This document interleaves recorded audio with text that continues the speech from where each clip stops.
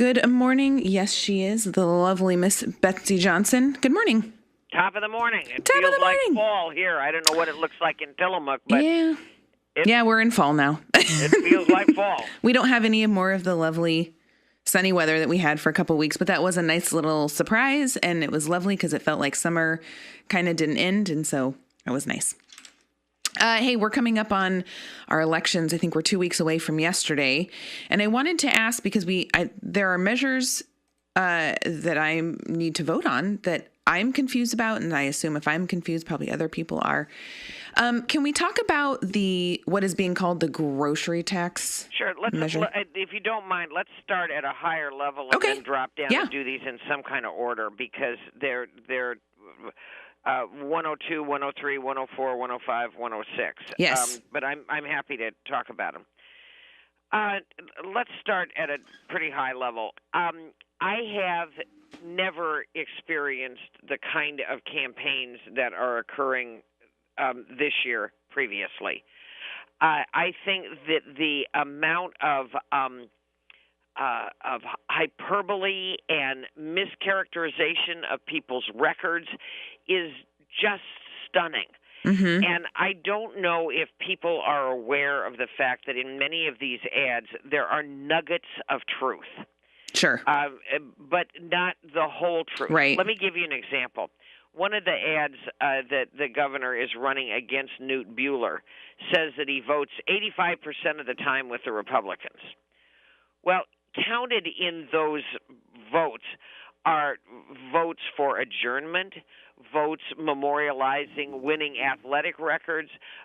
It's the totality of all of the votes. In any legislative session, there's only a handful of bills that are highly controversial and highly consequential. We vote on so much stuff all the time that is absolutely inconsequential. And in fact, many of those votes are unanimous votes. And so that's an interesting piece to take into account. The other thing where there is opportunity for mischaracterization is a little-known procedure called minority reports. This is an opportunity coming out of committee if a bill does not receive the full-throated support of a committee. There is the opportunity for a subset of the committee to issue a minority report. Those minority reports are voted along strict party lines. They're called procedural votes. And the expectation is to maintain order in the chambers, that the parties, whether it's the Republicans or the Democrats, vote in a block on procedural votes. And often a procedural vote will be something that, I'll just take myself for an example. I may like something in the minority report. The minority report offers language that isn't in the underlying bill. It is functionally an amendment to the underlying bill. And there may be something in the minority report that I think is just hunky-dory. But rules in the legislature require parties to vote in blocks on minority reports.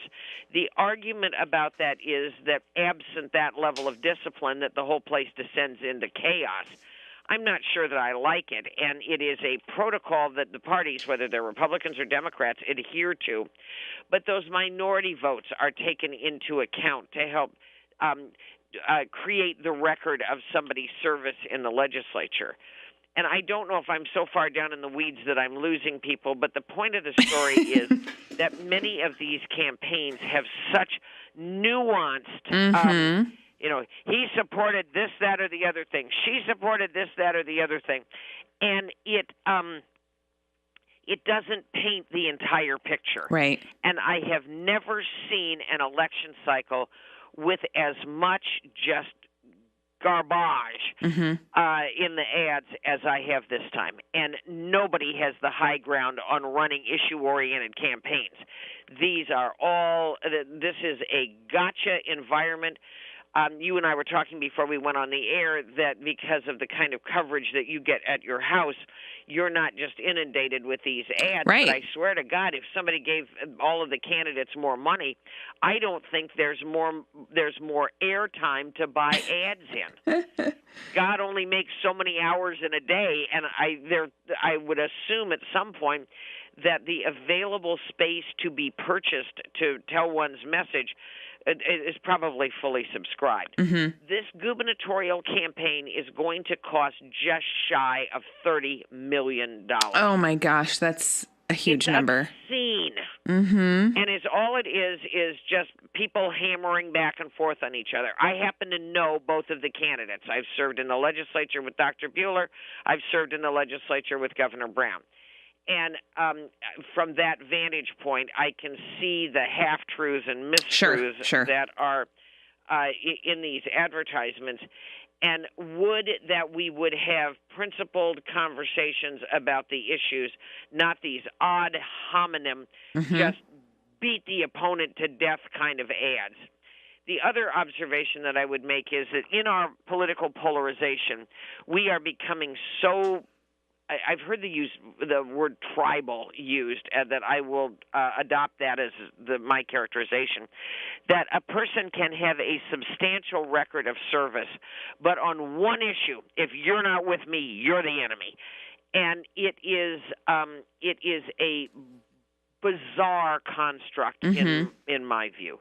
So that's at 100,000 feet. Now I'm happy to drop down and talk about other stuff. Okay. So. And I feel like the media is a little bit like that. I see things on Facebook. I see things in the newspaper, online, where they take a little bit of truth of the story and make it the big headline and kind of blow it up. And then when you really start digging into it, it's not entirely the whole story, or it's a yes, but type of situation. Yes, that's true. But you really have to take these other things into account. So yeah, I can see. Absolutely correct. Yeah. The differentiation I'd make, though, between social media and the newspapers, as bad as the print media is right now, they still have ethical standards that they are required to adhere to.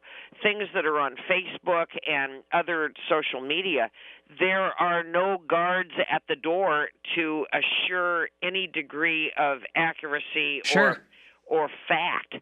And in the social media, the thing that I've discovered is that a story can start to run. Oh, yeah. Even grotesquely false stories. They start to run, and if they're repeated enough times, they take on this patina of truth. Yes. Now, I don't remember the whole story, but I think it was somebody at PSU wrote some kind of an article about the sexual habits of dogs in free dog parks. And it was portrayed as a learned paper, and it got published somewhere as a learned paper.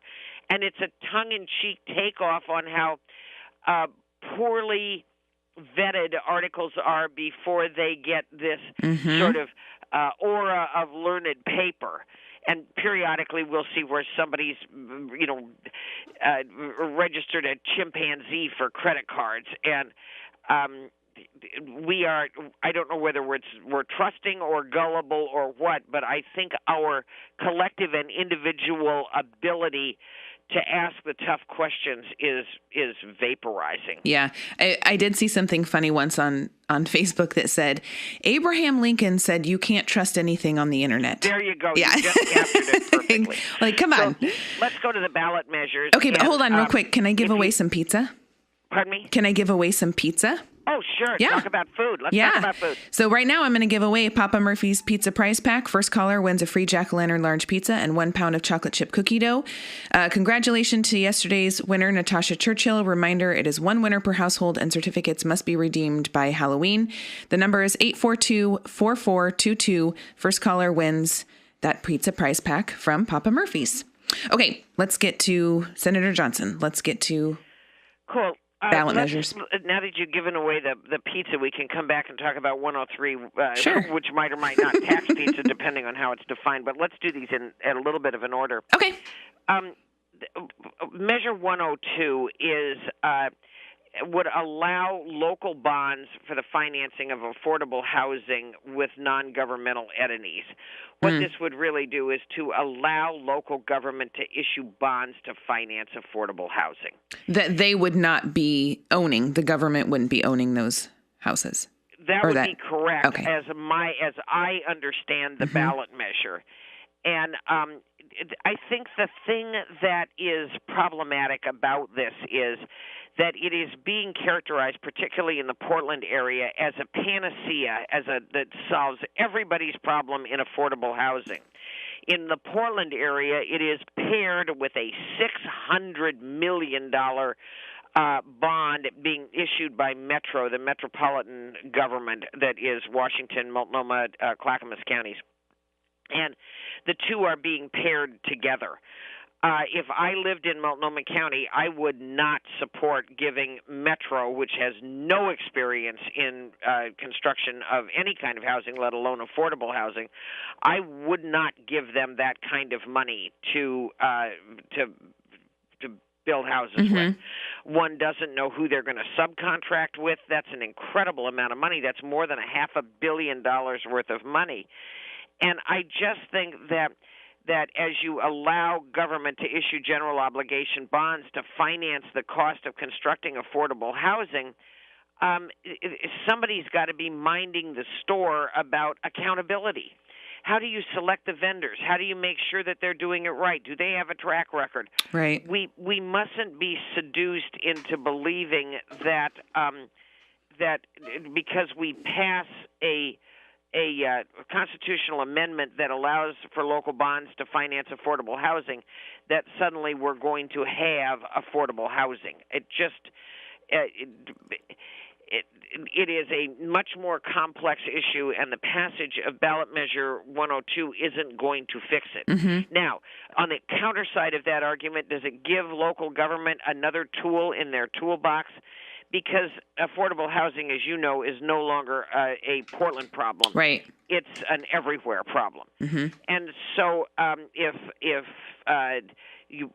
a voter wants to change the Constitution in order to give local government that one more tool in the toolbox, then you'd be a yes.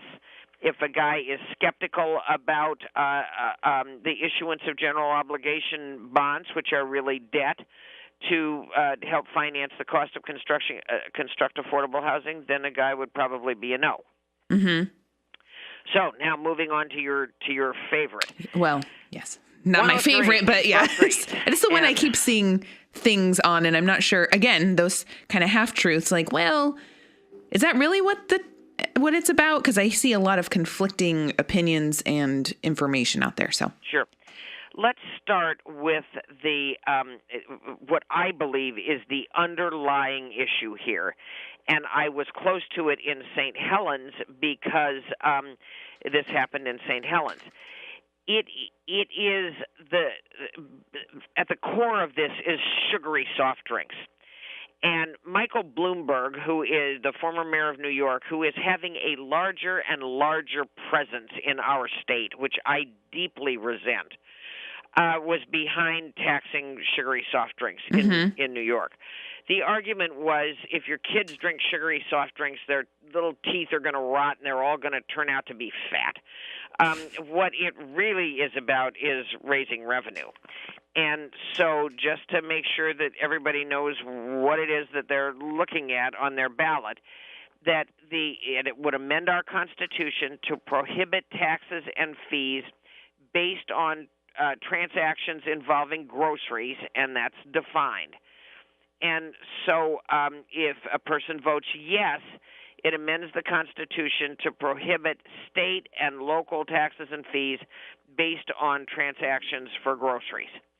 A no would retain the state and local government's ability to enact taxes, including corporate minimum tax on transactions that involve groceries. Now, one would have to go back and remember ballot measure 97, which was this tax that for milk products, for example, would tax milk at all sorts of different stops along the way. from the farmer to the aggregator of the milk product to the creamery to the transport people. Mm-hmm. And so this ballot measure grew out of people's resentment over ballot measure 97, as well as the sugary soft drinks. And so a lot of people would say this seemed like a pretty easy sell when it got onto the ballot, because the people that wanted it were saying that it was a simple ban on food taxes. And it gets a little tiny bit more complicated, but at the end of the day, it really is about revenue. And it doesn't touch alcohol, marijuana, or tobacco, so anybody that's worried about taxes on sin products can rest easy. But I think that there's going to be a lot of disagreement about the meaning of the language in the ballot measure. There are those that are critics that say that this might ban taxes on restaurants and food served to patients in hospitals. There are others that say we shouldn't tax food for fear that the cost will be passed on to the consumers. And so Oregon does not now have taxes on food, nor does it have a soda tax. Mm-hmm. But advocates in Multnomah County were pushing really, really, really hard for a soda tax. And in sugary soft drinks, and it's not just soda pop, but these are an important part of grocery stores' businesses. Sure. And so there's a lot of hyperbole about this measure, but at the end of the day, it really is about pop. Unlike other products, pop doesn't spoil. It can stay on the shelf for a long time. Mm-hmm. I think that that carefully scrutinizing the ballot title would be, the ballot measure would be very important. And, of course, people know that you can go to your voter's pamphlet and look at that. There was a lot of wheeling and dealing before this measure went to the ballot when Governor Brown was negotiating with various proponents and opponents of certain ballot measures about what would get onto the ballot. So that helps. I hope it helps. Yeah. It is a complicated measure, but I think that at the end of the day, it's really about soda pop, but the possibility that your groceries could cost more is a clear and present danger. Right. And to be clear, it's not passing an actual tax. It's just changing the wording in the Constitution to either open or keep it of food products. Right. I have to take another quick break. We're going to talk about Tillamook Motor Company. Are you ready to go to work? Tillamook Motor Company has huge discounts on commercial vans plus 0% financing for up to 72 months. Ford Transit vans stand head and shoulders above the competition. Configure the cargo doors to suit your job with a cargo box floor that is flat with near vertical sides for maximum usable space. Choose from a wide range of products designed to suit different trades: cargo dividers, multi-racks, bulkheads, and sliding platforms. Use your imagination to create one hardworking vehicle designed with you in mind. Take a test drive today at Tillamook Motor Company on the friendly corner of 5th and Main in downtown Tillamook. Tillamook Motor Company, a better place to do business. So I'm talking with Senator Betsy Johnson this morning, and we were talking election and ballots because that's 2 weeks from yesterday, people. So get out there and vote. Yeah, the ballots are in people's hands, but don't just go out and vote. Cast an informed vote. Yes. And let me talk about this for just a second. Sure. Right now, when the issues and they're ready to go, and the second they get their ballot and they're turned in, then there's kind of a big lapse. Then at the end, when people figure out, oh, God, my ballot's still there on the kitchen table with all my bills, they run out and vote. So there's a big flurry at the end.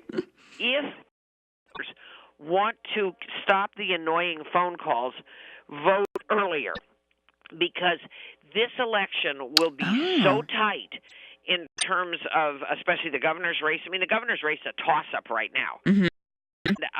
And other issues will be very narrowly drawn. So the the advocates for certain candidates and the opponents for certain candidates and the ballot measure opponents and proponents going to be tracking every single ballot. And if Betsy Johnson hasn't voted, they're going to be calling my house. The thing that I worry about is the very real possibility that for somebody who's still undecided or sitting on their ballot, that you could get that call from an interest group saying, well, I noticed that you haven't voted. Could we send somebody over to help you? Oh, that happens? A very creepy possibility that somebody could influence a vote. The other creepy possibility is we'll take your ballot to the ballot box for you, because I believe that there is a inherent responsibility in voting. I would never give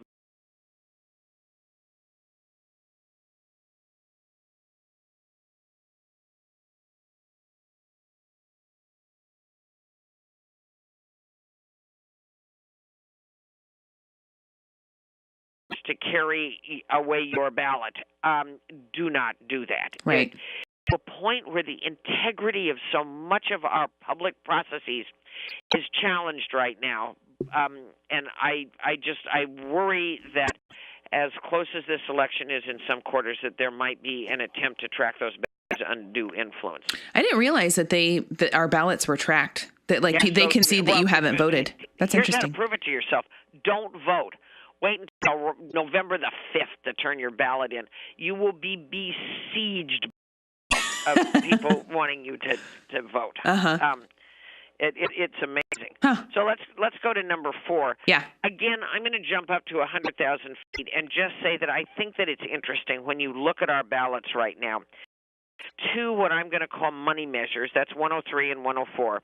And we have 2 of the cultural, social issues, and that's 105 and 106.